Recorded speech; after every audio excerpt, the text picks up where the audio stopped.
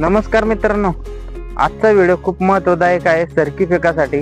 सरकी पिकामध्ये ह्या प्रकारचे असे पाणी का होते आणि त्याचे काय कारण आणि काय उपाय या संपूर्ण माहिती तुमच्या शेअर करणार आहे। तर व्हिडिओला सुरुवात करू।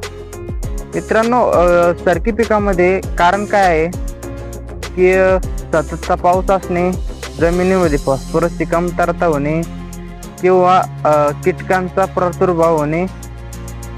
मित्रांनो, तुमच्या इकडे जर पाऊस असेल आणि पानं तसे झाले असेल तर तुम्ही बुरशीनाशक याची फवारणी घेऊ शकता किंवा तुमच्या जमिनीत फॉस्फरसची कमतरता झाल्यास DUP किंवा सिंगल सुपर फॉस्फेट आणि मायक्रो न्यूट्रन तुम्ही टाकून त्याचा डोस घेऊ शकता। प्रति एकरसाठी लागणार आहे तुम्हाला 60 किलो सिंगल सुपर फॉस्फेट आणि मायक्रो न्यूट्रनची एक बॅग लागणार आहे 25 किलोची।